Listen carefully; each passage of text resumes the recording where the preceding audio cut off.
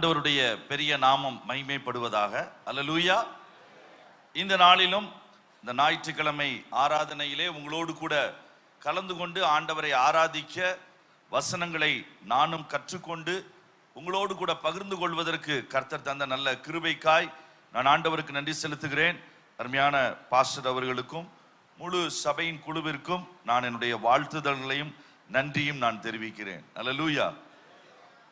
கண்டிப்பா நான் செய்திக்கு முன்பாக போவதற்கு முன்பாக ஆண்கள் அப்பாவாய் இருக்கிறவர்களாய் இருந்தாலும் சரி, அல்லது இனிமேல் மாறப்போகிறவர்களாய் இருந்தாலும் சரி, பக்கத்தில் உங்களை கரங்களை கை கொடுத்து குலுக்கி சொல்லுங்க, கர்த்தரில் நீங்களும் மகிழ்ச்சியாய் இருந்து உங்களுடைய குடும்பத்தையும் சபையையும் ஒரு நல்ல தகப்பனாய் இருந்து மகிழ்ச்சியாய் வாழ வைக்க கர்த்தர் உங்களை பயன்படுத்துவாராக. அல்லேலூயா. அக்காமார்கள் நீங்க பக்கத்துல கை கொடுத்து சொல்லுங்க. நீங்க யோசிப்பீங்க, தகப்பன்மார் டேக்கு நாங்க ஏன் கை கொடுக்கணும்? நீங்க கொடுத்தாதான் அவங்க கொண்டாடவே முடியும். அதனால தைரியமா சொல்லுங்க, இன்றைக்கு தகப்பன்மார்கள் தினம்.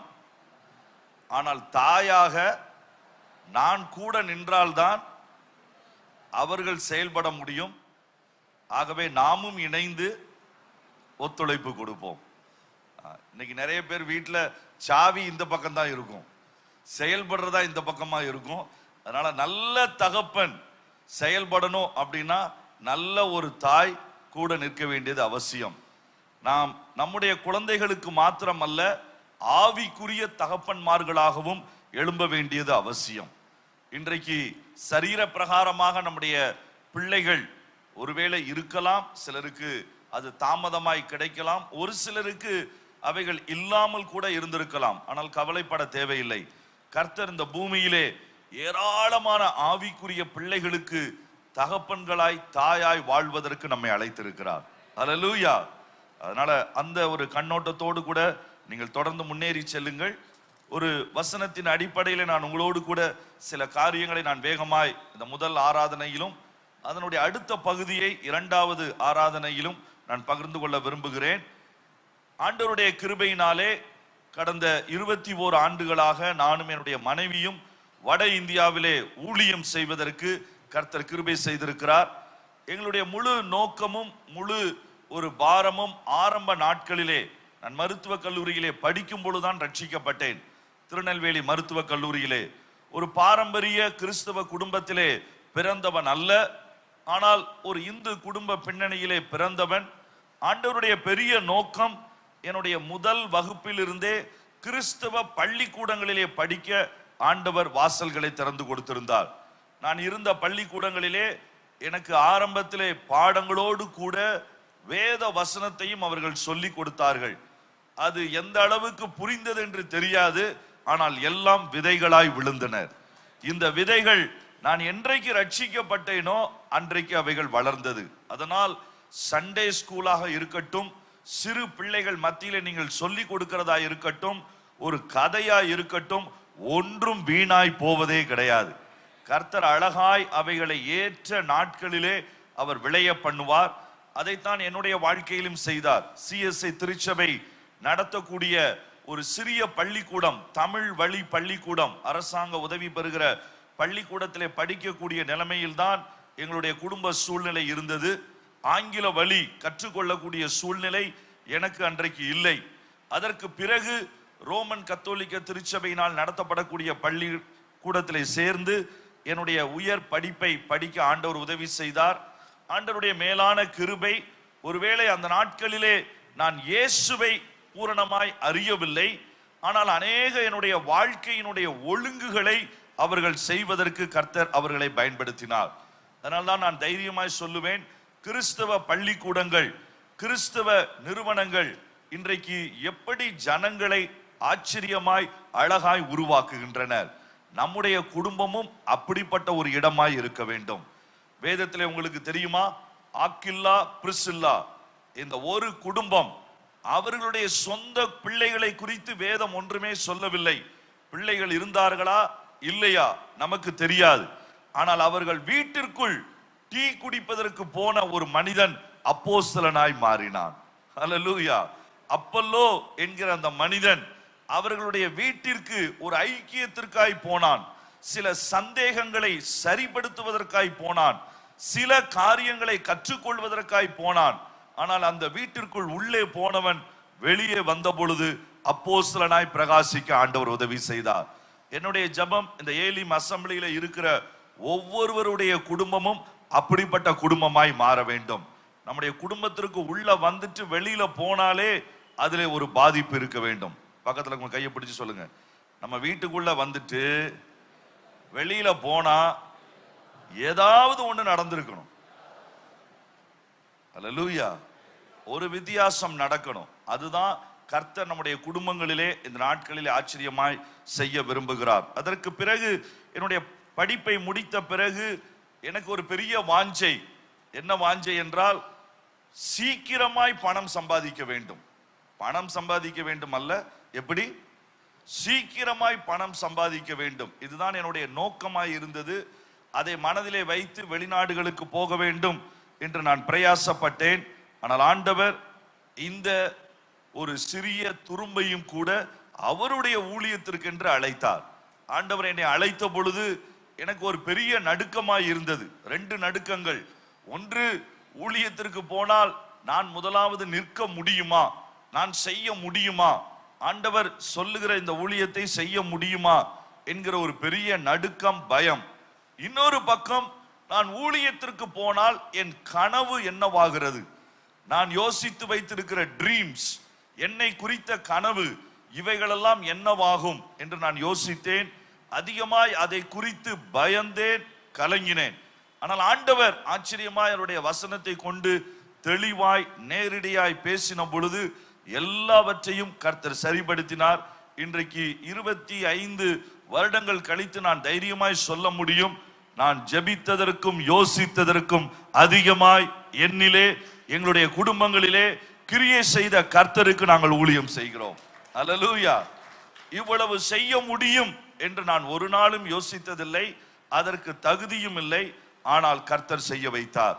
கர்த்தர் செய்வதற்கு கிருபை செய்தார். கடந்த 1.5 ஆண்டுகளுக்கு முன்பு ஒரு புதிய முயற்சியை ஆரம்பிக்க ஆண்டவர் உதவி செய்தார். அருமையான பாஸ்டர் அண்ணன் சொன்னதை போல உத்தரப்பிரதேசத்திலிருந்து நேபாள் வரைக்கும், காசி முதல் காட்மாண்டு வரை என்கிற அந்த ஏரியாவிலே ஊழியம் செய்வதற்கு ஆண்டவர் பலப்படுத்தினார். 1.5 ஆண்டுகளிலே 54 திருச்சபைகளை ஸ்தாபிப்பதற்கும், அங்கே 22 இடங்களிலே குழந்தைகளை கொண்டு ஊழியம் செய்கிற நான் ஃபார்மல் அந்த சின்ன சின்ன அந்த கோச்சிங் சென்டர்ஸை ஆரம்பிப்பதற்கும், ஒரு சிறிய மருத்துவமனையை உருவாக்குவதற்கும் ஆண்டவர் கிருபை செய்தார். எங்களோடு கூட இணைந்து இன்றைக்கு 106 மிஷனரிகள் ஓடிக்கொண்டிருக்கிறோம். தொடர்ந்து உடைய ஜெபங்களிலே நினைத்துக் கொள்ளுங்கள். இந்த காலை வேளையிலே சங்கீதத்தின் புஸ்தகத்திலிருந்து ஒரு வசனத்தை நாம் வாசிக்கலாம். ஆண்டவர் நம்மோடு கூட நிச்சயமாய் இடைபடுவார். 36வது சங்கீதம், அதனுடைய 7வது 8வது 9வது வசனத்தை வாசிக்கலாம். 36வது சங்கீதம், அதனுடைய 7, 8, 9வது வசனம். தேவனே, தேவனே, உம்முடைய கிருபை எவ்வளவு அருமையானது, எவ்வளவு அருமையானது. அதனால் மனுபுத்திரர் உமது செட்டைகளின் நிழலிலே வந்தடைகிறார்கள். உமது செட்டைகளின் நிழலிலே வந்தடைகிறார்கள். உமது ஆலயத்தில் உள்ள சம்பூரணத்தினால் திருப்தி அடைவார்கள். பேரின்ப நதியினால் அவர்கள் தாகத்தை தீர்க்கிறீர். ஜீவ ஊற்று உம்மிடத்தில் இருக்கிறது. உம்முடைய வெளிச்சத்திலே வெளிச்சம் காண்கிறோம்.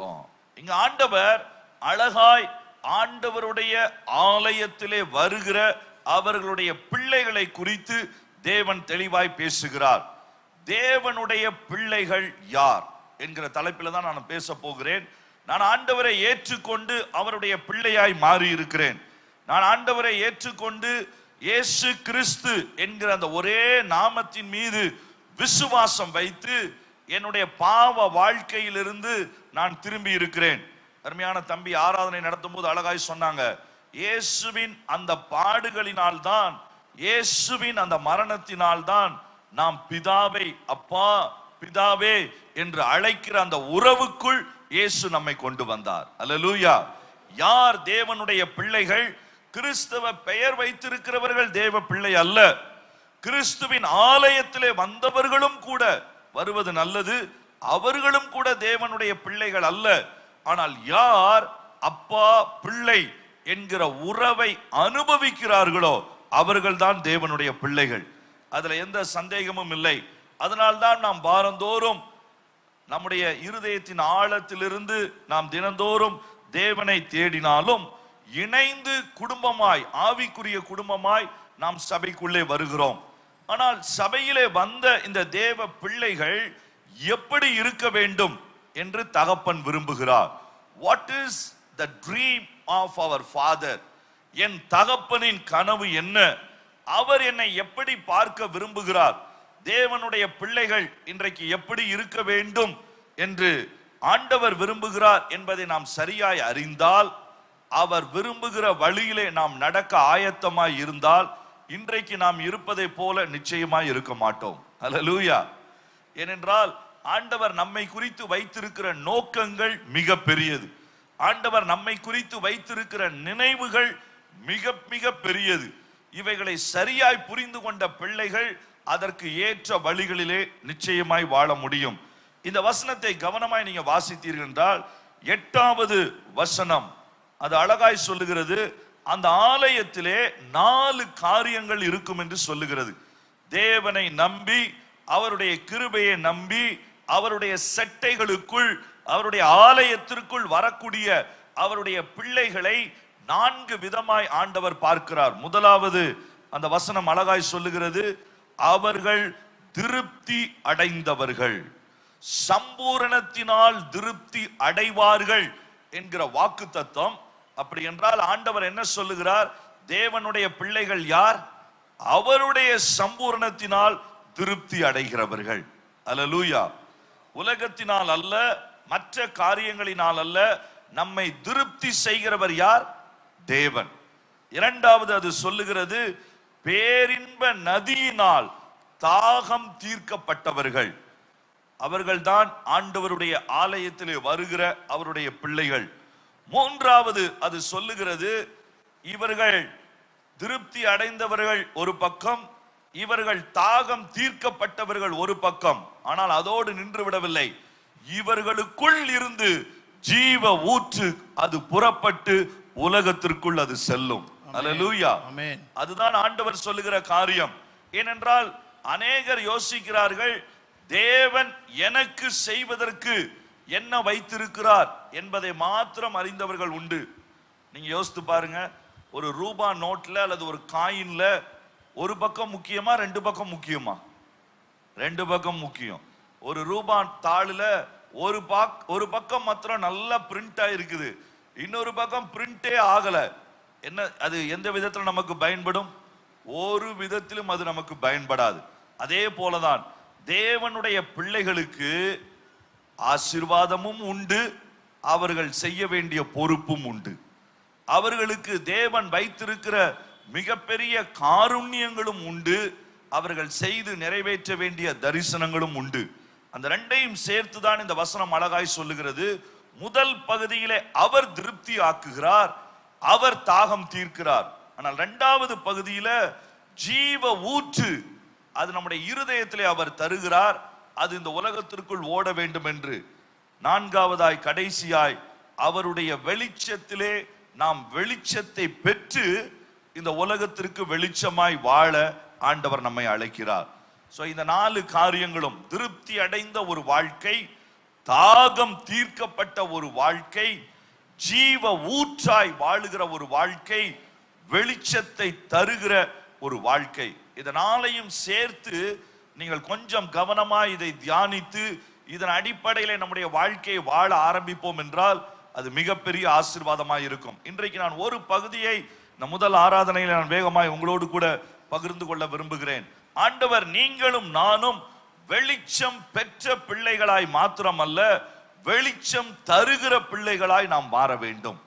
கிறிஸ்து நம்முடைய வாழ்க்கையிலே வரும் பொழுது அது நம்முடைய வாழ்க்கையை மிகுந்த பிரகாசமாய் மாற்றுகிறது. சுவிசேஷ ஊழியங்களிலே அதிகமாய் பிரசங்கிக்கிற காரியம் இதுதான். பவுல் இதை ரொம்ப அழகாய் சொல்லுகிறார். வாசியுங்கள் 26வது அதிகாரம் அப்போஸ்தலர் நடபடிகளினுடைய புஸ்தகம். ஏன் நாம் வெளிச்சத்தின் பிள்ளைகளாய், வெளிச்சத்தை பரப்புகிறவர்களாய், வெளிச்சத்தை தருகிறவர்களாய் தேவன் நம்மை மாற்ற விரும்புகிறார்? 23வது வசனம், 22 23 அப்போஸ்தலர் நடபடிகளின் புஸ்தகம் 26, 22, 23. ஆனாலும் தேவ அனுக்கிரகம் பெற்று நான் இந்நாள் வரைக்கும் சிறியோருக்கும் பெரியோருக்கும் சாட்சி கூறி வருகிறேன். என்ன சாட்சி கூறி வருகிறார்? தீர்க்கதரிசிகளும் மோசேயும் முன்னமே சொல்லி இருந்தபடியே கிறிஸ்து பாடுபட வேண்டியது என்றும் மரித்தோர் உயிர்த்தெழுதலில் அவர் முதல்வராகி சுய ஜனங்களுக்கு, இப்ப பொறுமையா வாசிங்க, சுய ஜனங்களுக்கும் அந்நிய ஜனங்களுக்கும் ஒளியை வெளிப்படுத்துகிறவர் என்றும் சொல்லுகிறேனே அன்றி வேறொன்றையும் நான் சொல்லுகிறதில்லை என்றான். பவுல் சொல்லுகிறான், ஒரே ஒரு பிரசங்கம் நான் பண்ண வேண்டும் என்றால், ஒரே ஒரு செய்தி நான் சொல்ல வேண்டும் என்றால் என்ன சொல்லுவேன்? இந்த இயேசு கிறிஸ்து மரித்தார், உயிர்த்தெழுந்தார். ஆனால் அவர் சொந்த ஜனத்திற்கும் சரி, அந்நிய ஜனத்திற்கும் சரி வெளிச்சத்தை தருகிறவர் என்கிற ஒரு சத்தியத்தை அன்றி வேறு ஒரு சத்தியத்தை நான் சொல்ல வாஞ்சிக்கவில்லை. அல்லேலூயா. அப்படி என்றால் என்ன? எனக்குள் வெளிச்சம் இருக்க வேண்டும், நான் வெளிச்சமாய் பிரகாசிக்க வேண்டும். நம்முடைய வாழ்க்கையிலே நிறைய நேரங்களிலே பயம், திகில், நாம் போக வேண்டிய இடம் தெரியாத ஒரு காரியம், நம்முடைய வாழ்க்கையினுடைய குழப்பங்கள், நம்முடைய வாழ்க்கையினுடைய சந்தோஷத்தின் குறைச்சல்கள், இதற்கெல்லாம் காரணம் என்ன தெரியுமா? அந்த நம்முடைய வாழ்க்கையிலே வெளிச்சத்தை மறைக்கிற இருள். இது எங்கிருந்தோ வந்து நம்முடைய வாழ்க்கையை அடிக்கடி மறைப்பதினால்தான் நம்முடைய வாழ்க்கையினுடைய வெளிச்சம் தருகிற அந்த உண்மையான ஆசீர்வாதங்களை நாமும் பெற்றுக்கொள்ள போராடுகிறோம். மற்றவர்களுக்கும் கடத்துவதற்கு நமக்கு அது ஒரு பெரிய போராட்டமாய் இருக்கிறது. ஆச்சரியம் என்னவென்றால், தேவன் தம்மை குறித்து சொன்ன கடைசி வெளிப்பாடு, வெளிப்படுத்தின விசேஷத்தினுடைய புஸ்தகம் 22வது அதிகாரம் 16வது வசனத்தை பாருங்கள். ஆண்டவர் தன்னை குறித்து சொல்லுகிற கடைசி வெளிப்பாடுகளிலே ஒன்று என்ன சொல்லுகிறார்? சபைகளில் இவைகளை உங்களுக்கு சாட்சியாக அறிவிக்கும்படிக்கு இயேசுவாகிய நான் என் தூதனை அனுப்பினேன். நான் தாவீதின் வேர் சந்ததி பிரகாசமுள்ள விடிவெள்ளி நட்சத்திரமுமாய் இருக்கிறேன் என்றார். அதுதான் கடைசியாய் சொல்லப்பட்ட வெளிப்பாடு. நான் பிரகாசமுள்ள விடிவெள்ளி நட்சத்திரம். அல்லேலூயா. தேவன் முதலாவது உண்டாக்கும் பொழுது ஆதியாகமம் 1வது அதிகாரத்திலே முதல் எதை உண்டாக்கினார்? வெளிச்சம் உண்டாக கடவுது. வெளிப்படுத்தின விசேஷத்திலே கடைசி என்ன செய்தார்? நானே விடிவெள்ளி வெளிச்சம், நானே விடிவெள்ளி நட்சத்திரம். வேதத்தினுடைய முதலும் சரி, கடைசியும் சரி, ஆண்டவர் விரும்பின காரியம் இதுதான். வாழ்க்கையிலே இருள் இருப்பதினாலே தான் தடுமாற்றம், இருள் இருப்பதினாலே தான் இரட்டைத்தனையான வாழ்க்கை, இருள் இருப்பதினாலே தான் எங்கே செல்வது என்பதிலே தெளிவு இல்லை. அதனால்தான் உலகத்தை உண்டாக்கினாலும் சரி, சபைக்கு சொல்லினாலும் சரி, ஆண்டவர் சொல்ல விரும்பினது, என்னை விடிவெள்ளி நட்சத்திரமாய் பிரகாசத்தை பெற்றுக் கொள்ளுகிற சபையாகவே நாம் கடைசி வரைக்கும் இருக்க வேண்டும் என்று ஆண்டவர் விரும்புகிறார். இப்ப கேள்வி என்னன்னா, உலகத்துக்கு நாம் பிரகாசமா இருக்கிறதுக்கு எனக்கே பிரகாசம் தேவை இருக்கு பிரதர். அப்பப்போ எனக்கே இருள் வந்துருது. நான் மற்றவங்களுக்கு இருளை போக்குறதுக்கு முன்னால எனக்கே அது சில நேரங்களில் சவாலா இருக்கிறதே. 4 வசனங்களை நான் வேகமாய் உங்களுக்கு சொல்ல போகிறேன். எப்படி என்னுடைய பிரகாசத்தை நான் அதிகப்படுத்த முடியும், எப்படி நான் பிரகாசிக்க முடியும், எப்படி என்னுடைய ஆண்டவர் விடிவெள்ளி நட்சத்திரமாய் இருக்கிறாரோ, எப்படி என்னுடைய ஆண்டவர் ஒழுங்கற்ற உலகத்தின் மீது வெளிச்சத்தை உண்டாக்கினாரோ, அதே போல சபையானாலும் உலகமானாலும் நான் வெளிச்சமாய் வாழ்வதற்கு தான் ஆண்டவர் விரும்புகிறார். வாசிக்கலாம். முதல் காரியம், என் வெளிச்சம் எப்பொழுது பிரகாசிக்கும்? எபேசியருக்கு எழுதின அந்த நிருபத்தினுடைய 5வது அதிகாரம். எல்லாம் உங்களுக்கு தெரிந்த வசனங்கள் தான் இருக்கும். ஆனால் இந்த காலை வேளையிலே தேவன் உங்களை ஞாபகப்படுத்த விரும்புகிறார், உங்களை உருவாக்கி உற்சாகப்படுத்தி அனுப்ப விரும்புகிறார். 5வது அதிகாரம் 14வது வசனம்.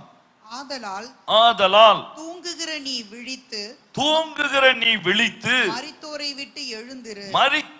விட்டு நீ எழுந்திரு, அப்பொழுது கிறிஸ்து உன்னை பிரகாசிப்பிப்பார் என்று சொல்லி இருக்கிறார். ஓ, நான் செய்ய வேண்டிய காரியம் என்ன? ஆண்டவர் இங்கு அழகாய் என்னை பிரகாசிப்பதற்கு அவர் முதலாய் என்னை அழைத்து சொல்லுகிற காரியம். ஆனா எழுதப்பட்ட தமிழ் வார்த்தையை நல்லா கவனிச்சு பாருங்க. தூங்குகிற நீ விழிக்கணும், ஆனா எங்க இருந்து எந்திரிக்கணும்? அப்ப இவன் எங்க தூங்கிட்டு இருக்கிறாங்க? நார்மலா எல்லாரும் பெட்ரூம்ல தான் தூங்குவாங்க. இங்க ஒரு ஆளு மார்ச்சுரியில தூங்கிட்டு இருக்கு. யாராவது மார்ச்சுரியில போய் பிண அறையில போய் தூங்க முடியுமா? பிண அறையில யாருக்காவது தூக்கம் வருமா? வராது. நான் மெடிக்கல் கல்லூரியில் படிக்கும் பொழுது ஃபாரன்சிக் மெடிசின் என்கிற ஒரு போஸ்டிங் உண்டு. அந்த பிணத்தை, வருகிற பிணங்களை எப்படி போஸ்ட்மார்டம் செய்ய வேண்டும் என்று கற்றுக் கொடுப்பாங்க. என் கூட நிறைய பிள்ளைகளை பார்த்துருக்கிறேன். பொம்பளை பிள்ளைங்க பார்த்த உடனே தலை சுத்தி விழுந்துருவாங்க. அதனால எங்க ப்ரொஃபசர் முதல்ல சொல்லுவாரு, உள்ள போய் விழுந்து நீ பணமாயிராத, அதனால முன்னாடியே உன்னுடைய மனசெல்லாம் திடப்படுத்திக்கோ. யாருக்காவது பயமா இருந்தா ஒரு முறை 2 முறை அவங்கள காமிச்சு கொடுத்து அதுக்கப்புறம் உள்ள கொண்டு போவாங்க. அனாட்டமி என்று சொல்லி உடல் கூறியல், அதுதான் எங்களுக்கு முதல் வருஷத்துல சொல்லி கொடுக்கக்கூடிய சப்ஜெக்ட். போன முதல் நாளே எங்களுக்கு முன்பாக ஒரு செத்த பிணத்தை கொடுப்பாங்க. 15 வருஷத்திற்கு முன்பாய், 20 வருஷத்திற்கு முன்பாய் இறந்த பிணம். அதை சொல்லுவாங்க, திஸ் இஸ் யுவர் காட், இதுதான் உன் கடவுள், அப்படிதான் சொல்லுவாங்க. வெறும் கையோட அந்த பிணத்து மேல கையை வைக்க சொல்லுவாங்க. எனக்கு தெரிஞ்சு நான் முதல் நாள் போன உடனே 5 பேர் மெடிக்கல் காலேஜை விட்டு போயிட்டாங்க. ஐயோ, இதுதான் என்னுடைய வாழ்க்கையா அப்படின்னு சொல்லி. ஆனா அங்க இருந்துதான் அதை கற்றுக் கொடுப்பாங்க. அந்த ஸ்மெல், அந்த காரியங்கள் சாப்பிட முடியாது, ரொம்ப சில நேரங்களிலே கடினமா இருக்கும். ஆனால் எப்படி உடலினுடைய ஒவ்வொரு சதை, நரம்பு இவைகள் எல்லாம் அந்த பிணங்களிலே அறுத்து அறுத்து அதை வைத்துதான் எங்களுக்கு பாடமாய் சொல்லி கொடுப்பாங்க. அதனால பிண அறை, மார்ச்சுரியில போய் யாரும் தூங்கவே முடியாது. பக்கத்துல உங்க கையை பிடிச்சு சொல்லுங்க. ஆனா சில நேரத்துல நீங்களே போய் தூங்கிறீங்களா பிரதர்? மார்ச்சுரி என்று சொல்லுவது, பிணம் என்று சொல்லுவது செத்த கிரியைகள். வெளிச்சமாய் வாழ்வதற்குத்தான் இயேசு விடிவெள்ளி நட்சத்திரமாய் இன்றைக்கும் நமக்கு நின்று கொண்டிருக்கிறார். சபைக்குள்ளே வெளிச்சத்திலே வெளிச்சம் காண்பதற்குத்தான் அவர் நம்மை கொண்டு வந்து கொண்டிருக்கிறார். ஆனால் சில நேரங்களிலே நம்மையும் அறியாம போர்வை தலையணையை தூக்கிட்டு எங்க போய் படுத்துடுறோம்? பிண அறையிலே போய் படுத்துடுறோம். சில பேருக்கு அங்க படுத்தாதான் இப்ப தூக்கம் வருது. வாலிப தம்பி தங்கச்சிமார்களுக்கு குறிப்பாக பாவம் பழகி போன ஒரு காரியமாய் மாறிவிட்டது. செத்த கிரியைகள் இன்றைக்கு சமுதாயத்திலே பழகி போன ஒரு காரியமாய் மாறிவிட்டது. இல்ல, தேவன் நம்மை அதற்காய் அழைக்கவில்லை. அதனால்தான் ஏற்கனவே வெளிச்சத்தை பெற்ற அந்த மனிதன், அவன் மரித்தோரிடத்திலே போய் அவன் படுத்து கிடக்கிறான். அவன் செத்து கிடந்திருந்தான்னா ஆண்டவர் அவனை உயிரோடு எழுப்பியிருப்பாரு. ஆனா அவன் என்ன செஞ்சிட்டு இருக்கிறான்? தூங்கிக்கிட்டு தான் இருக்கிறான். அதனாலதான் அவரே சொல்றார், நீயே எந்திரி. ஏன்னா தூங்க போனது யாரு? நீ தான் தூங்க போன. அதனால நீ தூக்கத்திலிருந்து எழுந்திரு என்று சொல்லி ஆண்டவர் அழைக்கிறார். இன்றைக்கு ஆண்டவர் நமக்கு சொல்ல விரும்புகிற அருமையான காரியம், பாவமோ மாம்சமோ உலகத்தின் கிரியைகளோ, இந்த செத்த கிரியைகளின் நடுவிலே தான் நாம் பிரகாசிக்க கர்த்தர் நம்மை அழைத்திருக்கிறார். ஆனால் அவர்களோடு கூட படுத்துறங்க கர்த்தர் நம்மை அழைக்கவில்லை. இந்த பிரகாசத்தை நான் கொடுக்க வேண்டும், ஆகவே இவைகளுக்கு நான் விட்டு கொடுக்க மாட்டேன் என்கிற தீர்மானத்திலே நாம் தைரியமாய் வந்தால் நிச்சயமாய் ஆண்டவர் உதவி செய்வார். அல்லேலூயா. நிறைய பழக்கங்கள் மறைவாய் இருக்கிற பிணவறை என்று சொல்லும் பொழுது அது ஒரு இருளின் அறை. அங்க யாரும் போக மாட்டாங்க. மறைந்திருந்து ஒளிப்பிடத்திலே செய்கிற அவலட்சணமான காரியங்கள் என்று 12வது வசனம் சொல்லுகிறது. அப்படிப்பட்ட காரியங்களிலிருந்து இன்றைக்கு ஆண்டவர் நம்முடைய குடும்பங்களை தட்டி எழுப்பி பிரகாசிக்கிற அந்த இடத்திற்கு கர்த்தர் கொண்டு வர விரும்புகிறார். அப்ப நீங்க செய்ய வேண்டிய முதல் காரியம், எவைகள் மரித்தோரிலிருந்து இருக்கிறதோ அவைகளை விட்டு நாம் எழுந்திருக்கிறதற்கு நாம் பிரயாசம் எடுக்கும் பொழுது தேவன் நம்முடைய வெளிச்சத்தை மற்றவர்களுக்கும் அதை அழகாய் கொண்டு சேர்க்கிறார். 2வது காரியம், தேவன் எப்படி இந்த வெளிச்சத்தை அதிகமாக்குகிறார்? ஏசாயா தீர்க்கதரிசியின் புஸ்தகம் 30வது அதிகாரம் அதனுடைய 26வது வசனத்தை வாசிக்கலாம். ஏசாயா தீர்க்கதரிசியின் புஸ்தகம் அதனுடைய 30வது அதிகாரம் அதனுடைய 26வது வசனம். கர்த்தர் தமது ஜனத்தின் முறிவை கட்டி, கர்த்தர் தமது ஜனத்தின் முறிவை கட்டி, அதன் அடிக்காயத்தை குணமாக்கும் நாளிலே, அதனுடைய அடிக்காயத்தை குணமாக்கும் நாளிலே, சந்திரனுடைய வெளிச்சம், சந்திரனுடைய வெளிச்சம் சூரியனுடைய வெளிச்சத்தை போலவும், சூரியனுடைய வெளிச்சத்தை போலவும், சூரியனுடைய வெளிச்சம், சூரியனுடைய வெளிச்சம் ஏழத்தனையாய் 7 பகலின் வெளிச்சத்தை போலவும் இருக்கும். இங்க ஆண்டவர் எப்படி வெளிச்சத்தை அதிகப்படுத்துவது என்பதற்கு இரண்டாவது ஒரு காரியத்தை சொல்லுகிறார். யாராவது பார்த்திருக்கிறீங்களா? நிலா சூரியனா மாற முடியுமா? சத்தமா சொல்லுங்களேன். நிலா சூரியனா மாற முடியுமா? பக்கத்துல கையை பிடிச்சு சொல்லுங்க. மாற முடியும். வேதம் சொல்லுது. அல்லேலூயா. ஒரு சூரியன் 7 சூரியனா மாற முடியுமா? இதுவரைக்கும் மாறவே இல்லை. ஆனா மாற முடியும். அது எப்படிங்க? நிலா எப்படிங்க சூரியனா மாறும்? சூரியன் எப்படிங்க 7 சூரியனா மாற முடியும்? ஒன்னே ஒண்ணுதான் நடக்கணும். உள்ளே இருக்கிற காயங்கள் மாற வேண்டும். இன்னைக்கு காலையில் ஆண்டவர் உங்களோடு கூட பேச விரும்புகிறார். எது நிமித்தம் நீங்கள் காயப்பட்டு இருக்கிறீர்கள்? எது உங்களை காயப்படுத்தினது? சிலர் சொன்ன வார்த்தைகளா? வாழ்க்கையிலே நடந்த தோல்விகளா? உங்களுடைய வாழ்க்கையிலே நீங்கள் கிடைத்து ஏமாற்றப்பட்ட சில சூழ்நிலைகளா? அது நிச்சயமாய் நமக்கு காயங்களை உண்டாக்கும். காயங்கள் இல்லாத வாழ்க்கை கிறிஸ்தவ வாழ்க்கையிலே கிடையாது. கர்த்தர் தைரியமாய் காயங்களை அனுமதிக்கிறார். ஏனென்றால் அவர் காயப்பட்ட இரட்சகர். அல்லேலூயா. அவருடைய தழும்புகளினால் தான் நாம் சுகமாகிறோம். அவருடைய தழும்புகள் தான் நம்மை மாற்றுகிறது. He is a wounded savior. இது ஒரு வித்தியாசமான ஒரு பதம். ஏனென்றால் வேறு எந்த தெய்வத்திற்கும் இந்த பதம் சொல்லப்படுவதில்லை. இயேசுவுக்கு மட்டும்தான் இந்த காரியம். அவர் நமக்காய் அடிக்கப்பட்டவர், அவர் நமக்காய் நொறுக்கப்பட்டவர், நம்முடைய பாவங்களை நம் மீது ஏற்றுக்கொண்டவர். யோசித்து பாருங்க. நம்ம யாராவது ஒருத்தர், இன்னைக்கு நான் கேட்கிறேன், இன்னொருத்தருடைய பாவங்களை ஏற்றுக்கொள்வதற்கு எத்தனை பேர் ரெடியா இருப்பீங்க? என்ன பிரதர், நம்ம பாவமே கஷ்டமா இருக்கு, இதுல அவர் பாவத்தை நம்ம சேர்க்க முடியுமா? இன்னொருவர் செய்கிற பாவத்தை நாம் ஏற்றுக்கொள்வதற்கு வாய்ப்பே இல்லை. இன்னொருவர் செய்யக்கூடிய சின்ன தீமையே நம்மால் பொறுத்து கொள்ள முடியவில்லை. ஒருவர் வாழ்நாள் முழுவதும் செய்த பாவத்தை நாம கட்டாயமா ஏற்றுக்கொள்ள முடியாது. ஆனா ஆண்டவர் என்ன சொல்லுகிறார்? சில நேரங்களிலே அவர் நம்முடைய வாழ்க்கையிலே அனுமதித்திருந்த அல்லது நம்முடைய ஞானமற்ற நடக்கைகளினாலே நாம் பெற்று கொண்டிருந்த காயங்கள், அது உள் காயமாய் பல நேரங்களிலே அது என்னை சோர்வுற செய்து, எனக்குள் கசப்பை கொடுத்து, கிருபைகளை போக்கடித்து என்னை ஆழ்ந்த துக்கத்துல கொண்டு வந்திருக்கலாம். இன்றைக்கு காலை வேளையில தைரியமா சொல்லுங்க, வெளிச்சத்தின் தேவன் என் தேவன், என்னை பிரகாசிப்பிக்க வந்திருக்கிற தேவன் என் தேவன், என்னை நிலாவாய் அல்ல, என்னை ஒரு நாளும் சந்திரனாய் வாழ்வதற்கு தேவன் அழைக்கவில்லை. அதனால்தான் சொல்லுகிறார், நீ சந்திரனாகவே கொஞ்சம் ஒளிய கொடுத்து வாழ்ந்துட்டு போயிருன்னு ஆண்டவர் யாரையுமே கூப்பிடல. சந்திரனே, நீ சீக்கிரமா சூரியனா மாறி ஆகணும், குறைந்தபட்சம் நீ சூரியனாய் மாறி ஆகணும். ஏன்னா நீதிமானுக்கு என்ன பெயரு? நீதிமானுக்கு ஆண்டவர் கொடுக்கிற பெயர் என்ன தெரியுமா? நீதிமொழிகள் 4:18 பிரகாசிக்கிற சூரிய பிரகாசத்தை போல் இருப்பான். Thank you pastor. நீதிமொழிகள் 4:18 வாசித்து பாருங்க. நீதிமான்களுடைய பாதை நடுப்பகல் வரைக்கும் அதிகமாய் பிரகாசிக்கிற சூரிய பிரகாசம் போல் இருக்கும். அப்ப நீதிமானா இருக்கிற நம்ம எப்படிதான் இருக்கணும்? குறைந்தபட்சம் சூரியனா இருக்கணும். ஆனா ஆண்டவர் சொல்றாரு, நீங்க ஏழத்தனையான சூரியனாக நீங்க மாற முடியும். கர்த்தர் அந்த வெளிச்சத்தை ஏன் ஏழத்தனையா மாற்ற விரும்புகிறார் தெரியுமா? உலகத்தை சுற்றிலும் காரிருள் மூடிக்கொண்டிருக்கிறது.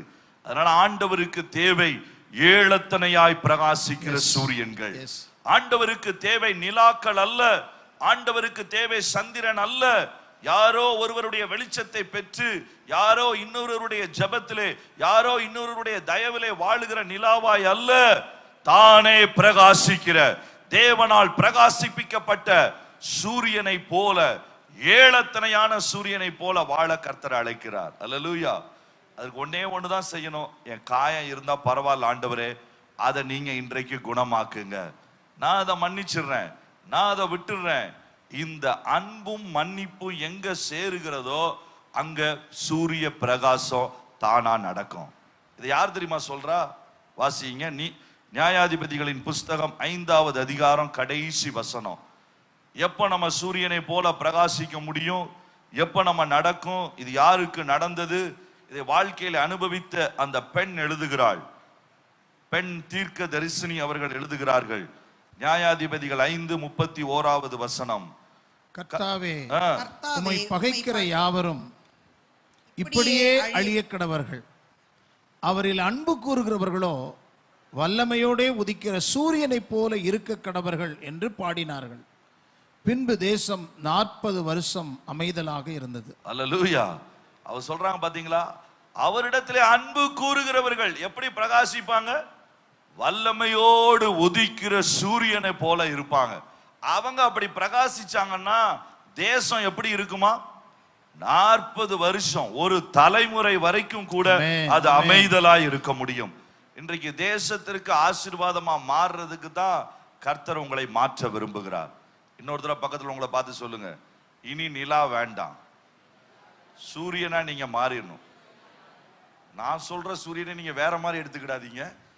நான் வல்லமையோடு உதிக்கிற சூரியனை தான் நான் சொல்றேன்.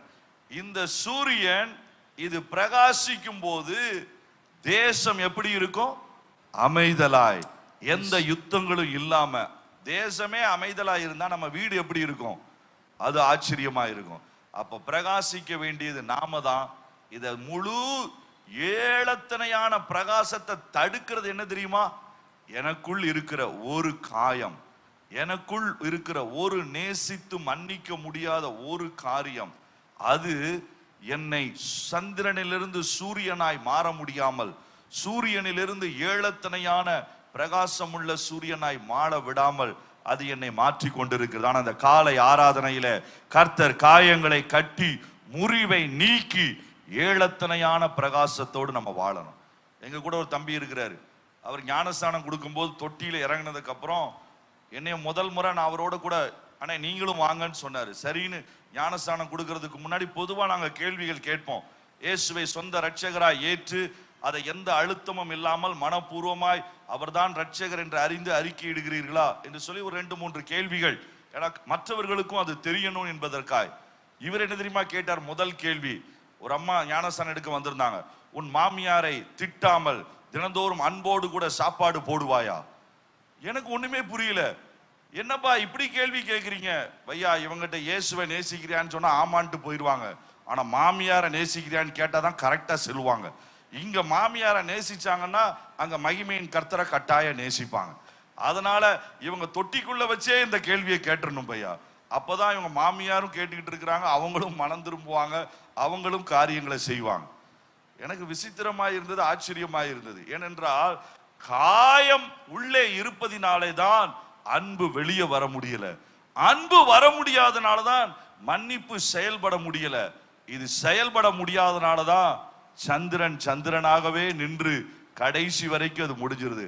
ஆனா தேவ சமூகத்துல வந்த நம்மள சந்திரனா இல்ல, ஏளத்தனையான சூரியனாய், தேசங்களுக்கு ஆசீர்வாதமாய், தேசங்களை அமைதிப்படுத்துவதற்கு தான் கர்த்தர் நம்மை கொண்டு வந்திருக்கிறார். அல்லேலூயா. மூன்றாவது காரியம், அதே ஏசாயா, நம்முடைய எப்படி நம்முடைய பிரகாசத்தை நாம் அதிகப்படுத்துவது? 58வது அதிகாரம் 8வது வசன 10வது வசனத்தை நேரடியாய் வாசித்து விடுங்கள். பசியுள்ளவனிடத்தில் உன் ஆத்துமாவை சாய்த்து, பசி உள்ளவனிடத்திலே உன்னுடைய ஆத்துமாவை சாய்த்து, சிறுமைப்பட்ட ஆத்துமாவை திருப்தியாக்கினால் அப்பொழுது இருளில் உன் வெளிச்சம் உதித்து உன் அந்தகாரம் மத்தியானத்தை போலாகும். ஆண்டவர் சொல்லுகிறார், பசி உள்ளவனிடத்திலே உன் ஆத்துமாவை சாய்த்து, சிறுமையாய் கிடக்கிற ஆத்துமாவை நீ போய் திருப்தியாக்கினால். இது என்ன சொல்லுது தெரியுமா? அடுத்தவர்களை குறித்த கரிசனை. இது நமக்கு நிச்சயமாய் இருக்க வேண்டும்.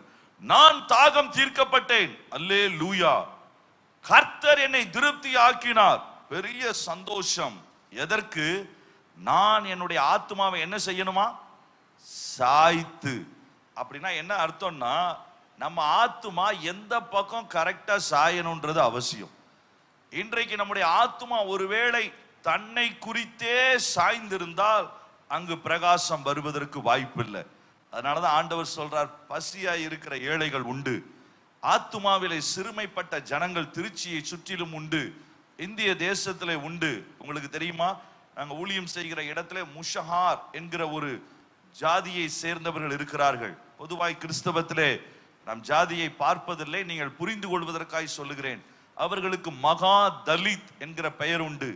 அவர்கள் மத்தியிலே நாங்கள் ஊழியம் செய்கிறோம். பீகார்ல மட்டும் 1 மில்லியன் 10 லட்சம் பேர் இருக்கிறாங்க. இவங்களுடைய சாப்பாடு என்ன தெரியுமா, இவங்களை நிலத்துல கூட ஏத்த மாட்டாங்க. ஏன்னா இவங்க கால் பட்டுச்சுன்னா நிலம் தீட்டுப்படும் என்று சொல்லி வேலைக்கும் எடுக்க மாட்டாங்க. இவங்க வேலை செய்கிற இடங்களிலே எங்கேயாவது கூலி தொழிலாளியாய் அல்லது வேறு மாநிலங்கள்ல போய் தான் வேலை செய்யணும். சாப்பாட்டுக்கு என்ன செய்வாங்கன்னா, அதிகாலையில இந்த வயல் நிலங்களுக்கு போய் அங்க பொந்துகள் இருக்கும், அந்த பொந்துகளில் உள்ள எலி பெருச்சாளிகளை பிடித்து கொன்று அதை சுட்டு அப்படியே சாப்பிடுவாங்க. இவங்களுக்கு பெயர் எலியை சாப்பிடுகிறவர்கள், ராட் ஈட்டர்ஸ். அதுதான் ஹிந்தியிலே மூஸ் என்றால் எலி, ஆகார் என்றால் உணவு. இந்த முஷஹார் என்று சொல்வதனுடைய அர்த்தம் அதுதான். அப்படி செய்யக்கூடிய ஜனங்கள். ஆனால் அவர்கள் மத்தியிலே இன்றைக்கு கர்த்தர் ஆச்சரியமாய் ஜனங்களை ரட்சித்து அதிலே பிள்ளைகளை படிக்க வைப்பதற்கு ஆண்டவர் உதவி செய்திருந்தார். இதே திருச்சி பட்டணத்தை சேர்ந்த ஒரு அருமையான அண்ணன் எங்களோடு கூட பீகாரிலே அந்த மக்கள் மத்தியிலே ஊழியம் செய்து கொண்டிருந்தாங்க. ஒரு நாள் தான் இருந்த இடத்திற்கு என்னை கூட்டிட்டு போனாங்க. நாங்க கூட்டிட்டு போன பொழுது அங்க படிச்ச பிள்ளைங்க அந்த வருஷம் பாஸ் ஆகியிருந்தாங்க. அந்த பிள்ளைகளுக்கு அந்த சர்டிபிகேட்லாம் கொடுக்க சொன்னாங்க. எல்லா சர்டிபிகேட்டும் கொடுத்த பொழுது அதுல ஒரு பிள்ளை அவ 12th முடித்து நர்சிங் ஏஎன்எம் டிகிரி முடிச்சிருந்தா. அந்த ஏஎன்எம் டிகிரியில அவ 28 கல்லூரிகள் உள்ள அந்த மிட் இந்தியா போர்டுல கோல்டு மெடல் வாங்கியிருந்தா. பெரிய படிப்பு. அந்த சந்ததியில அந்த குடும்பங்கள்ல 5வது வகுப்பு வரை கூட யாரும் படிக்க மாட்டாங்க. காரணம் என்ன, ஒரு மிஷினரி தன்னுடைய எந்த சுகத்தையும் பாராம, அவருடைய மனைவி அவங்க ஒரு டயபெட்டிக் பேஷண்ட், அவர்களுக்கு ஏராளமான காம்ப்ளிகேஷன்ஸ் உண்டு. ஆனால் அதையெல்லாம் பொருட்படுத்தாம இந்த மக்கள் மத்தியில போய் அவர்களை சுத்தம் பண்ணி குளிக்கவே மாட்டாங்க. அவங்க குளிச்சதே கிடையாது. வாரத்திற்கு அல்லது மாசத்திற்கு ஒரு முறை தான். அவங்க போன உடனே முதல்ல எல்லாரும் குளிப்பாட்டி முடிகளை வெட்டி அவங்களுக்கு சாப்பாடுகளை கொடுத்து அவங்களை உருவாக்கி பள்ளிக்கூடங்களுக்கு கொண்டு வந்து அவள் எடுத்த பிரயாசம் மிக பெரியது. அந்த பிரயாசத்தினுடைய விளைவுனால நாங்க அந்த வசனத்தையே பார்க்க முடிஞ்சது. மத்தியானத்திலே உதிக்கிற பிரகாசம் அந்த கிராமங்களிலே வந்திருப்பதை தெரிஞ்சது. என்ன தெரியுமா ஆச்சரியம், அந்த பிள்ளை சாட்சி சொன்னான், எனக்கு இந்த அங்கிள் மூலமா தான் இயேசு தெரியும். இந்த அங்கிள் தான் எப்படி ட்ரெஸ் பண்ணணும்னு சொல்லி கொடுத்தாங்க, எப்படி சாப்பிடணும்னு சொல்லி கொடுத்தாங்க. இன்றைக்கு என்னை ஒரு நர்ஸா வச்சிருக்கிறாங்க. கவர்மெண்ட் வேலைக்கு நான் போக மாட்டேன், நானும் இதே போல ஒரு கிராமத்துல போய் இருந்து அந்த கிராமத்தை நான் பிரகாசமாக்குவேன். எனக்கு ஆச்சரியமா இருந்தது. இப்போதுதான் முதல் தலைமுறை, சரி என் குடும்பம் கஷ்டப்படுது, நான் போய் சம்பாதிக்கட்டும், என் குடும்பத்தை நான் கட்டட்டும், எனக்கு ஒரு கல்யாணம் நடக்கட்டும், என் பிள்ளைகளை நான் உருவாக்கட்டும், தவறு இல்லைதான். ஆனால் அந்த பிள்ளை அழுது கொண்டே சொன்ன காரியம், அங்கிள் என் வாழ்க்கையில வந்த இந்த வெளிச்சம் என் சொந்தக்காரங்க வாழ்க்கைக்கு போகணும். 10 லட்சம் ஜனங்கள் உண்டே இந்த பீகார்ல, அவங்க மத்தியில் இந்த வெளிச்சம் போகணும். நான் எப்படி வெளிச்சத்தை ஒரு மரக்காலிலே அடைத்து வைக்க முடியும்? இயேசு சொன்னாரே, விளக்கை கொளுத்தி அதை மூடி வைப்பேனோ, அது மலை மேல் உள்ள பட்டணமாய் இருக்கணுமே. இன்றைக்கு விளக்கை மூடி வைத்த கிறிஸ்தவர்கள் உண்டு. நாம் அப்படிப்பட்டவர்கள் அல்ல. பசி உள்ளவர்கள், சிறுமை உள்ளவர்கள், இவங்க பக்கம் நம்ம ஆத்துமாவை என்ன செய்யணும்? சாய்க்கணும். ஏன்னா அது தானா சாயாது. பக்கத்துல கைப்பிடி சொல்லு, அது தானா சாயாது. ஏன்னா அதை சாய்க்கிறதுக்கு திருச்சி முழுவதும் ஹோட்டல் இருக்குது, மால் இருக்குது, கடை இருக்குது, அந்த பக்கம் தான் அது சாயும். அதை பிடிச்சி நம்ம தான் என்ன செய்யணும்? கைப்பிடி சொல்ல, நீங்க தான் அதை சாய்க்கணும். ஆத்துமாவை சாய்த்து திருப்பி நம்முடைய சுயநலங்களுக்காய் மாத்திரமல்ல, நீங்கள் சம்பாதிக்க கூடாது என்று நான் சொல்லவில்லை, நீங்கள் ஆரோக்கியமாய் சுகமாய் இருக்கக்கூடாது என்று நான் சொல்லவில்லை. ஆனால் ஏராளமான ஜனங்கள் உண்டு, அவர்களை மறந்து விடக்கூடாது. அதுக்கு தான் கர்த்தர் நம்மை மாற்றினார். கடைசியாய் ஒரு வசனத்தை சொல்லி நான் முடிக்க போகிறேன். தானியேலின் புஸ்தகம் 12வது அதிகாரம்.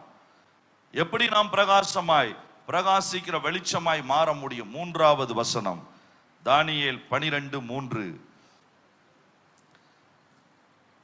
தானியேல் 12:3 ஞானவான்கள் ஆகாய மண்டலத்தின் ஒளியை போலவும் அநேகரை நீதிக்கு உட்படுத்துகிறவர்கள் நட்சத்திரங்களை போலவும் என்றென்றைக்கும் உள்ள சதா காலங்களிலும் பிரகாசிப்பார்கள்.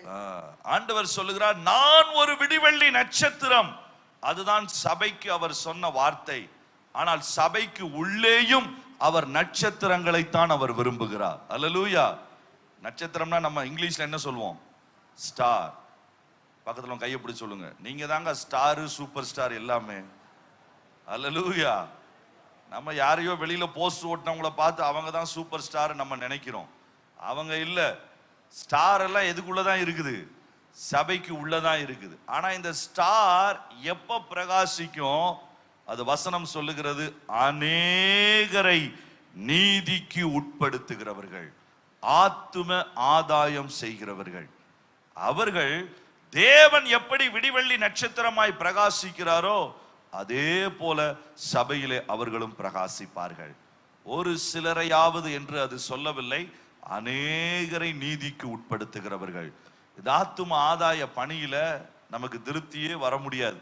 அது இந்தியரா இருந்தா வருவதற்கு வாய்ப்பே இல்லை. ஏன்னா நீங்க 4 ஆத்துமாவை கொண்டு வர்றதுக்குள்ள 400 குழந்தைங்க பிறந்துருது. அடுத்த 4 நம்ம இந்தியாவில் அது குறைய போறது இல்லை.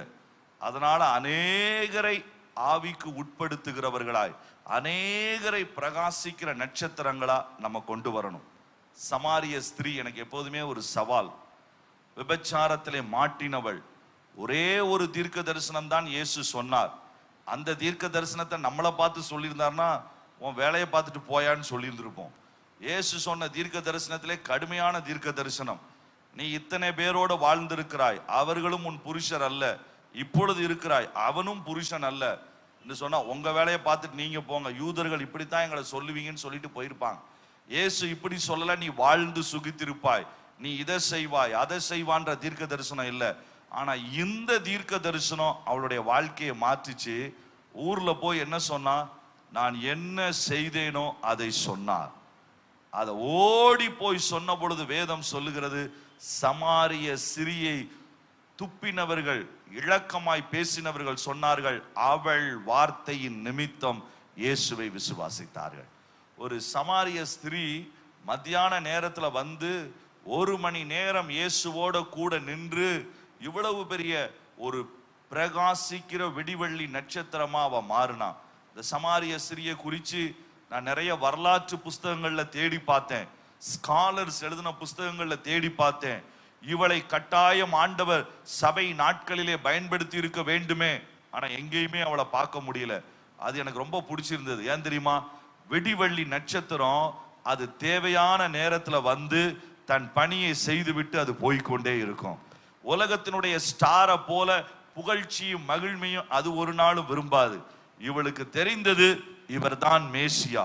ஏற்றுக்கொண்டால் வாழ்க்கை மாறினது. இன்றைக்கே நான் பிரகாசிக்க வேண்டும் என்று சொல்லி அன்றைக்கே அநேகரை கர்த்தருக்கு உட்படுத்துகிற அற்புதமான ஒரு இலக்கமாய் மாறினார்கள். அல்லேலூயா. எங்களோடு கூட ஊழியம் செய்கிற நிறைய பேர் இருக்கிறாங்க. அதுல ஒரு அக்கா, அருமையான ஒரு அக்கா இருக்கிறாங்க. அவங்க பேர் சங்கீதா. அந்த அக்கா பீகார்ல உள்ள கயா மாவட்டத்தில் இருக்கிறாங்க. இந்த கயா மாவட்டம் பீகார்லேயே குழந்தை தொழிலாளர்கள் அதிகம் உள்ள மாவட்டம். ரொம்ப கடினமான ஏழ்மை உள்ள ஒரு மாவட்டம். அங்க கற்பாறைகளை உடைச்சி ஒரு சட்டி உடைச்சா 100 ரூபாய் கிடைக்கும். அதை வச்சுதான் அவங்க அந்த காசு. ஆனா இன்னும் சில இடங்கள்ல தேவை அதிகமா இருக்கிறதுனால என்ன செய்வாங்கன்னா, பிள்ளைகளை ஹோட்டல் ஓனர்களுக்கு விற்றுருவாங்க 2 வருஷத்துக்கு. இந்த பிள்ளைங்களை அவங்க கொண்டு போயிடுவாங்க, 1 லட்சம் ரூபாய் கொடுத்துடுவாங்க. பல மணி நேரம் அவங்கள அழுத்தி வேலை வாங்குவாங்க. ஹோட்டல்ல நீங்க போனீங்கன்னா பீகார்ல குறிப்பா அந்த பகுதிகளுக்கு போனீங்கன்னா நிறைய இந்த தொழிலாளர்களை பார்க்கலாம். அவங்ககிட்ட நீங்க கொஞ்ச நேரம் பேச ஆரம்பிச்சீங்கன்னா கடை முதலாளி உடனே வந்து உங்களை அதட்டுவாங்க, உங்களை யாரும் அவங்க கிட்ட பேச சொன்னதுன்னு.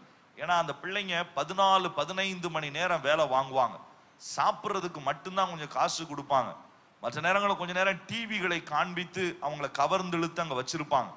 அடி விழும், உதை விழும், நிறைய அபியூஸ் பண்ணப்படுவாங்க. அப்படிப்பட்ட மக்கள் ஹியூமன் ரைட் கமிஷன்ல இருந்து ஒரு முறை எங்களுக்கு கடிதம் எழுதி, நீங்க அந்த இடத்துல கட்டாயம் எங்களுக்கு உதவி செய்யுங்கன்னு கேட்கக்கூடிய அளவிற்கு அது இருந்த இடம். அங்கு பெண்களுக்கும் ஒரு மதிப்பு கிடையாது. பெண்கள் அதிகமாய் நசுக்கப்படுகிற ஒரு இடம். ஆனா அந்த இடத்துல இந்த குடும்பம் இயேசுவை ஏற்றுக்கொண்டது.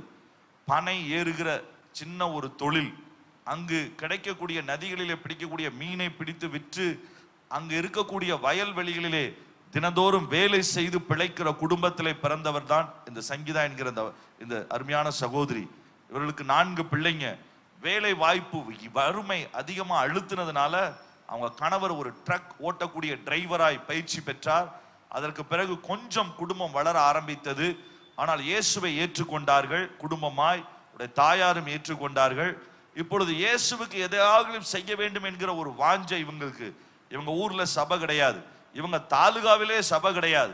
ஆனால் சுவிசேஷம் சொல்ல வந்தவர்களின் மூலமா இயேசுவை ஏற்றுக்கொண்டாங்க. திரும்ப அவங்களிடம் வந்த பொழுது, ஐயா இந்த சுவிசேஷத்தை நானும் சொல்லணும், நான் இப்ப இயேசுவை ஏற்றுக்கொண்டேன், ஆனா எனக்கும் சொல்லணும்னு தோணுது, வேதம் ரொம்ப தெரியாது. அப்ப அந்த சுவிசேஷத்தை சொல்ல வந்த எவாஞ்சலிஸ்ட் அவர்களை சரியாய் நடத்தினார். அங்கே இருக்கக்கூடிய ஒரு சின்ன பயிற்சி கொடுக்கக்கூடிய ஒரு சபையோடு கூட அவர்களை இணைத்தார். 6 மாதம் பயிற்சிக்கு போனாங்க. போயிட்டு வந்ததுக்கு அப்புறம் இவங்களுக்கு ரொம்ப சந்தோஷம். வேதத்தை கற்றுக்கொண்டாங்க. 5வது வகுப்பு தான் படிச்சிருக்கிறாங்க. வேதத்தை கற்றுக்கொண்டு 2 பேரும் குடும்பமாய் இன்னையிலிருந்து நம்ம வேலையும் செய்து கொண்டு இந்த சுவிசேஷத்தை நம்ம சொல்லுவோம். சபையை ஸ்தாபிக்கணும்ன்றலாம் அவங்களுக்கு விருப்பம் கிடையாது.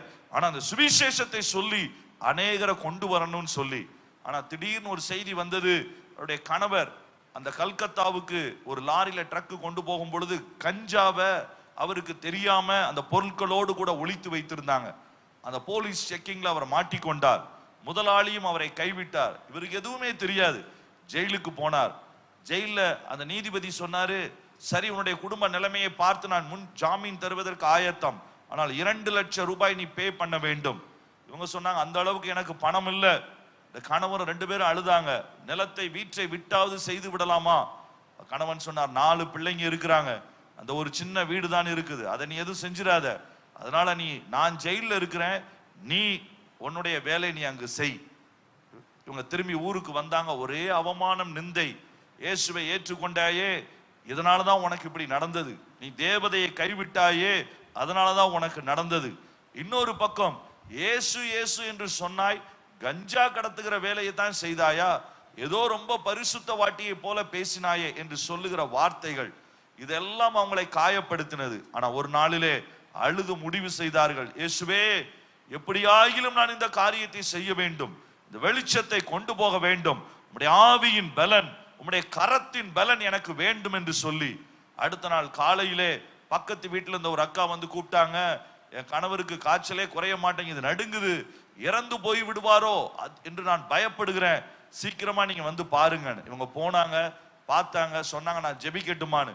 நீ எது வேணாலும் செய், எனக்கு காசு இல்லை ஹாஸ்பிட்டல் கொண்டு போறதுக்கு, நடுங்கி கொண்டே இருக்கிறார், எதையாயிலும் செய் என்று சொன்ன பொழுது இவங்க ஜெபித்த உடனே கர்த்தர் சுகத்தை கொடுத்தார். அது அந்த குடும்பத்தை ஆச்சரியமாய் மாற்றினது. அந்த சுகம் பெற்ற அக்கா ஊரு ஃபுல்லா போய் சொல்லிட்டாங்க, சங்கீதா வந்தா ஜெபித்தா சரியாயிடுச்சுன்னு. இப்ப எல்லா வீட்டுக்கும் இவங்க தான் கன்சல்டன்டா மாறிட்டாங்க. எங்கெல்லாம் வியாதியோ கூப்பிட்டாங்க, ஜோம் பண்ணாங்க, போனாங்க, பிசாசுகள் ஓட ஆரம்பித்தது. கடந்த வாரம் ரவி அண்ணன் வந்திருந்தாங்க, அக்கா வந்திருந்தாங்க, திருச்சியிலிருந்து டீம் அதே இடத்துக்கு நாங்க போயிருந்தோம். அங்க 11 பேருக்கு மேல ஞானஸ்தானம் எடுத்தாங்க. அப்ப அந்த டைரியை கொண்டு வந்து அந்த அக்கா காமிச்சாங்க, பெரிய ஒரு புஸ்தகம். நான் என்ன புஸ்தகம்னு கேட்டேன். இது வரைக்கும் இந்த 11 வருஷங்களிலே கர்த்தர் சுவிசேஷத்தை சொல்லி ஞானஸ்தானத்திற்கு நடத்தினவர்களுடைய பெயர், விவரம் எல்லாம் எத்தனை பேர் தெரியுமா? 2548 பேர். 53 பேரை முழு நேர ஊழியர் அவங்க எழுப்பி இருக்கிறாங்க. இன்றைக்கு அவங்க இருக்கிற இடத்துல 11 சபைகளை ஸ்தாபித்து 3 அவங்க நடத்துறாங்க, 3 அவங்க தம்பி நடத்துறாங்க, 2 75 வயதான அவங்க தாயார் நடத்துறாங்க. முந்தா நாள் அவங்க தாயார் நடத்துகிற இடத்துல தான் வாலிபர் முகாம் நடந்தது. எங்க டீம் போயிருந்தாங்க. இன்னும் 3 சபையை நடத்துவதற்கு ஆள் இல்லை. விசுவாசிகள் கையில கொடுத்து, மற்ற சபையினுடைய விசுவாசிகளை கூப்பிட்டு ட்ரெயின் பண்ணி அவங்க கையில கொடுத்து, பரவாயில்ல எப்படியானாலும் ராஜ்யம் நடக்கணும், தேவ ராஜ்யத்துல அநேகர் உள்ள வந்து சேரணும்னு சொல்லி. எனக்கு அப்பதான் நாங்க யோசிச்சோம், பிரகாசிக்கிற விடிவெள்ளி நட்சத்திரங்கள் இன்றைக்கும் இந்திய சபைகளிலே உண்டு. கர்த்தர் உங்களை அழைக்கிறார். நீங்க பிரகாசமா இருப்பீங்களா? விடிவெள்ளி நட்சத்திரமா நீங்க மாறணுமா? அந்த விடிவெள்ளி நட்சத்திரமா இயேசுவை போல மாறணும்னா வேற எதுவும் செய்ய தேவையில்லை. அநேகரை இந்த நீதிக்கு உட்படுத்தி அவர் சொன்ன கடைசி கட்டளையை நிறைவேற்றி அவருடைய அன்பை சொல்லுவதற்கு நீங்க ஆயத்தமாய் இருந்து பாருங்க. கர்த்தர் உங்களை விடிவெள்ளி நட்சத்திரமாய் நிச்சயமாய் பயன்படுத்துவார். நான் சொன்ன இந்த 4 காரியங்கள், மரித்தோரிலிருந்து நான் எழும்பி ஆக வேண்டும், என்னுடைய வாழ்க்கையிலே காயங்கள் குணமாகி நான் மறுபடியும் ஏளத்தனையான பிரகாசத்தை பெற வேண்டும். 3வது, என்னுடைய ஆத்துமாவை பசி உள்ளோரிடத்திலே, சிறுமைப்பட்டவர்களிடத்திலே, ஏழைகளிடத்திலே சாய்ப்பதற்கு நான் என் இருதயத்தை திருப்ப வேண்டும். கடைசியாய் தானியேல் சொல்லுகிறார், அதுவும் ஒரு வார்த்தையை சொல்லுகிறார், ஞானவான்கள் இருக்கிறதுலே அதிகமான ஞானம் பெற்றவன், 10 மடங்கு ஞானம் பெற்ற தானியேல் சொல்லுகிறார், யார் ஞானவான், யார் புத்திமான், அவன் அநேகரை ஆதாயப்படுத்துகிறவர்கள். நம்ம எல்லாரும் எழுந்து நிற்கலாமா? நம்ம ஜெபிக்க போகிறோம். இந்த காலை வேளையிலே அப்படிப்பட்ட ஒரு பெரிய பிரகாசம், அப்படிப்பட்ட ஒரு பெரிய நிறைவு நம்முடைய இருதயத்தை தொடட்டும். எது உங்களுடைய வாழ்க்கையில வெளிச்சமாய் நீங்கள் வாழ்ந்த வாழ்க்கையில கார் மேகம் போன்ற இருளை கொண்டு வந்த காரியம் எது? இந்த காலை வேளையில் ஆண்டவரை பார்த்து சொல்லுங்கள், ஆண்டவரே, எனக்கும் உமக்கும் இடையில எந்த திரையும் வேண்டாம், எனக்கும் உமக்கும் இடையிலே உம்முடைய முகத்தை மறைக்கிற திரைகளோ கார் மேகங்களோ எனக்கு வேண்டாம் ஆண்டவரே. நான் வெளிச்சத்தின் பிள்ளையாய் நான் பிரகாசிக்க வேண்டும். அதுதான் என்னுடைய அழைப்பு. என்னை சபைக்கு நீர் கொண்டு வந்து என்னை ஆற்றி தேற்றி ஒரு நாளிலே கார் இருளிலே கிடந்த என்னை, அந்த காரத்திலே இருந்த என்னை அழைத்தது ஆச்சரியமான ஒளியினிடத்திற்கு கொண்டு வந்ததற்கு நோக்கம் அழைத்தவரின் புண்ணியங்களை நான் காண்பிக்கவும் அறிவிக்கவும் தான். சுவாமி, எனக்கு அந்த கிருபைகளை தாரும். இந்த காலையில கர்த்தர் சிலரோடு கூட தெளிவாய் சொல்ல விரும்புகிறார். அருமையான அண்ணே, அக்கா, இன்னும் சிலரால் உங்களுடைய இருதயம் குத்தப்பட்டு இருக்கிறதோ, ஒரு சிலரினால் உங்களுடைய இருதயத்தின் காயங்கள் மாறாமல் இருக்கிறதோ, இந்த காலை வேளையில பரிசுத்த ஆவியானவர் அவைகளை எல்லாம் தொட்டு உங்களுடைய உள் காயங்களை மாற்றி, அடி காயங்களை மாற்றி, முறிவை மாற்றி, ஏளத்தனையான பிரகாசத்தை ஓ சந்தர கந்தர பியாக்கலு ரீமல் ரஷன் தரபியாந்தல ரபலா, உங்களுடைய வல்லமைகள் வரங்களை குறைய செய்கிற காயம் இந்த காலை வேளையிலே இயேசுவின் தழும்புகளினால், இயேசுவின் அன்பினாலே அது பூரணமாய் நிறைத்து மன்னிக்க கர்த்தர் உங்களுக்கு உதவி செய்கிறார். அந்த காயம் மாறும் பொழுது உங்களுடைய வாழ்க்கையில பெரிய மாற்றம். உங்களுடைய ஆத்துமாவை சாய்ப்பதற்கு நீங்கள் விட்டு கொடுங்கள். கடைசியாய், நான் ஒரு சிலருக்கு ஆயிலும் ஆவிக்குரிய தகப்பனாய் மாற வேண்டும், நான் ஒரு சிலருக்கு ஆயிலும் ஆவிக்குரிய தாயாய் நான் எழும்ப வேண்டும். அநேகரை கொண்டு வருவதற்கு அழைக்கப்பட்டவன் நான், விடிவெள்ளி நட்சத்திரமாய் வாழ அழைக்கப்பட்டவன் நான்.